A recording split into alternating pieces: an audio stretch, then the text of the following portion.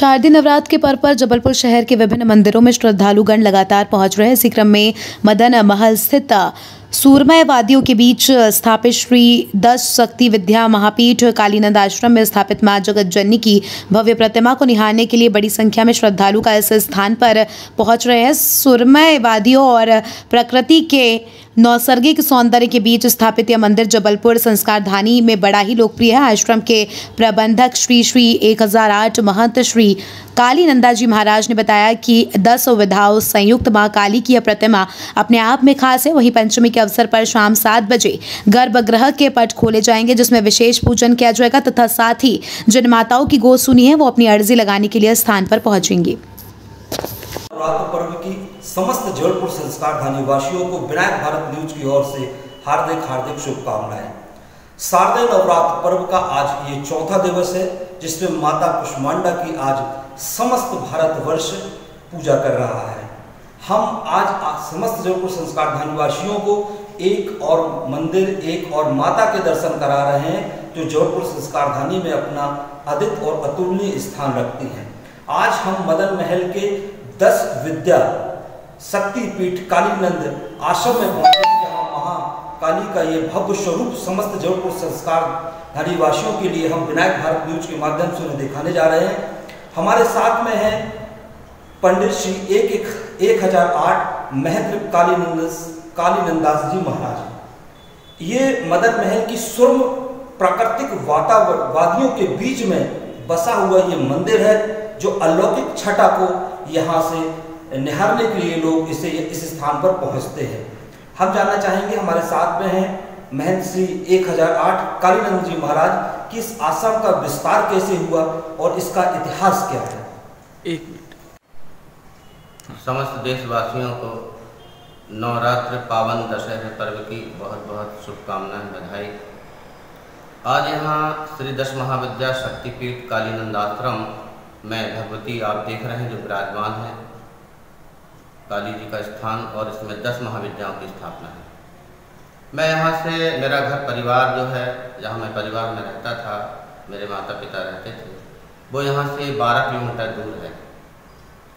मुझे इस पहाड़ियों में घूमने में, साधना के क्षेत्र पर, साधना के समय पर जगह जगह जाना, वीरान जगह जाना, एक ऐसा मन में लगा हुआ था, खोज में लगा था।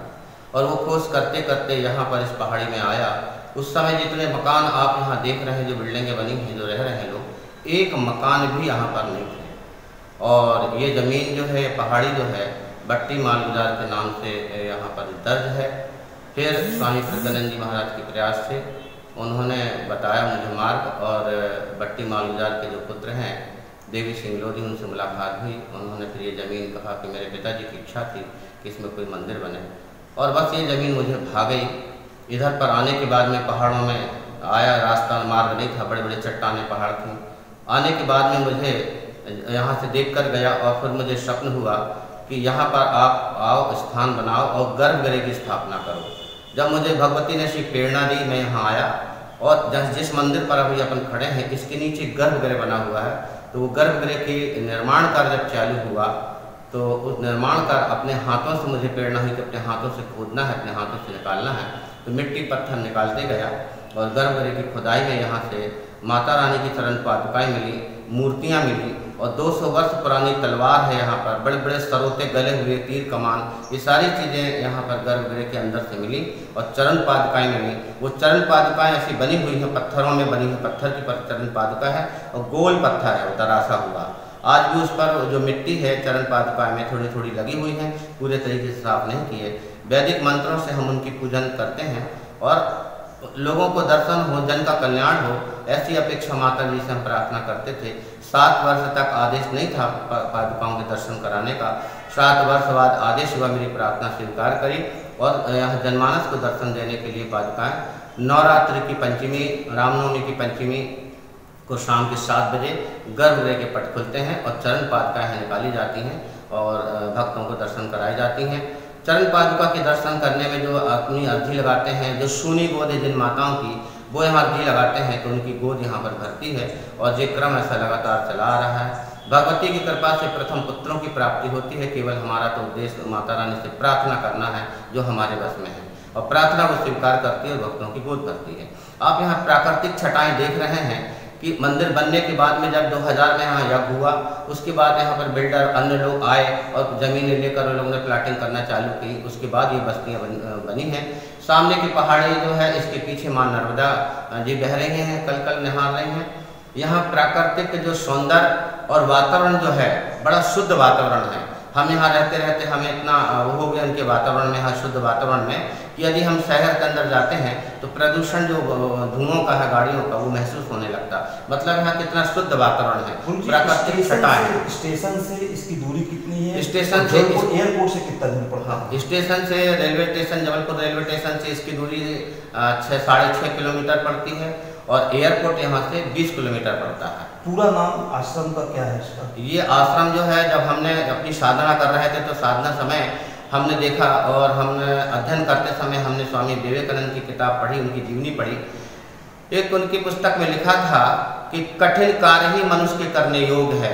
बस मैंने एक लक्ष्य को साध लिया कि अपने जीवन में जो काम करूँगा तो कठिन ही कार्य करूँगा, और कठिन कार्य 10 महाविद्याओं की उपासना, तंत्र साधना से उनकी पूजन करना, ये सबसे कठिन कार्य है। इसलिए आप देखते हैं कि 10 महाविद्याओं के मंदिर पूरे भारत में गिने चुने मिलेंगे। अन्य मंदिर देवियों के जो हैं वो बहुत सारे मिल जाएंगे, पर 10 महाविद्याओं के मंदिर गिने चुने मिलेंगे, क्योंकि उनकी साधना, तंत्र साधना से उनकी जो साधना की जाती है, पूजन अर्चन की जाती है, वो कठिन कार्य है। और कठिन कार्य इसलिए है कि यदि साधना बिगड़ जाए तो साधक ही चला जाता है उसमें, इसलिए उसकी साधना करने के लिए लोग हिम्मत नहीं जुटा पाते हैं। तो बस मेरा जीवन का लक्ष्य था कठिन कार्य करने के लिए, और मेरी साधना को भगवती ने स्वीकार किया और यहाँ पर इतना दिव्य भव्य मंदिर बन गया। नीचे गर्भगृह बन गया, ऊपर माता जी विराजमान हो गई, और लोग दूर दूर से यहाँ पर पूना, बेंगलोर, सब जगह जो हमारे शिष्य लोग हैं, नागपुर, मुंबई में, वो सब लोग यहाँ पंचमी के दिन दर्शन करने आते हैं। जिन माताओं ने यहाँ पर अपनी अर्जी लगाई, उनकी गोद भरते चली आ रही है। हर 6 माह में ये क्रम जारी रहता है। और इस तरह से यहाँ पर आप देख रहे हैं, वृक्ष पेड़ नहीं थे तो पेड़ों को लगाया हमने, और मट्टी मुरम है, पत्थर है, तो मट्टी, काली मिट्टी डाल के पेड़ों को लगाया। आज इस आश्रम के चारों तरफ नीम के वृक्ष लगे हुए हैं, और यहाँ पर कम से कम 150 वृक्ष लगे हुए हैं, जिनको हम बच्चों की तरह पालते पोसते हैं। गर्मियों में पानी देना, उनको खाद देना, इस तरह से प्राकृतिक सेवा भी हमारे यहाँ पर जारी रहती है। स्वामी कालीनंद महाराज श्री 10 महाविद्या शक्तिपीठाधीश्वर, कालीनंद आश्रम, जबलपुर।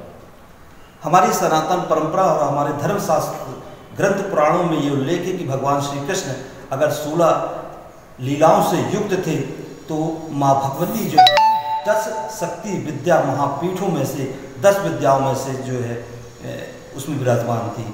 10 विद्या शक्ति महापीठ का ये आश्रम जबलपुर मुख्य रेलवे स्टेशन से मात्र 6.5 किलोमीटर और जबलपुर डुमना एयरपोर्ट से 20 किलोमीटर की दूरी पर स्थित है। हम जब आपको ऑन स्क्रीन प्ले ये मंदिर दिखाएंगे तो यहाँ की स्वर्ण वादियों के बीच में स्थापित ये मंदिर निश्चित रूप से जबलपुर की संस्कारधानी वासियों के लिए एक अनुपम उदाहरण है, एक अलौकिक दृश्य यहाँ का जो है। जबलपुर संस्कारधानी वासियों को माँ भगवती 10 विद्या शक्ति महापीठ कालीनंद आश्रम में यहाँ पर पहुँचकर लोगों को दर्शन करना चाहिए, देखना चाहिए कि किस प्रकार से मदन महल की इस स्वर्ण वादियों के बीच में स्थापित ये मंदिर अपने आप में माँ भगवती की अलौकिक प्रतिमा को दर्शाता है। साथ ही साथ इस आश्रम में साईनाथ महाराज जी का, भगवान भोलेनाथ जी का और एक यज्ञ, सुंदर यज्ञ मंडप बना हुआ है जो निश्चित रूप से देखने योग्य है। यहाँ पर गुरु जी के द्वारा पहाड़ों पर ना जाने, वृक्षों को नुकसान ना पहुँचाने, जल का संवर्धन करने जैसे, पर्यावरण जैसे मुख्य संदेश देती हुई यहाँ पर पंक्तियाँ लिखी हुई हैं। और लगातार श्री कालीनंद जी महाराज जी जो है इस अलौकिक छटा को बनाए रखने का सार्थक प्रयास साल के 365 दिन करते हैं। समस्त जबलपुर संस्कार धामवासी निश्चित रूप से मदन महल की इस स्वर्ण वादियों के बीच में बसे हुए इस 10 शक्ति विद्या महापीठ के दर्शन करने पहुंचे। नवरात्र चल रहा है, सभी के लिए कल पंचमी के दिन गर्भगृह के पट खोले जाएंगे शाम को 7 बजे, जिसमें जबलपुर संस्कारधानी के लोग और वो माताएं जिनकी गोदे सुनी हैं वो आकर यहाँ पर अर्जी लगा सकती हैं। मैं दीपक अवस्थी, विनायक भारत न्यूज से कैमरामैन दयालचंद यादव के साथ में जबलपुर।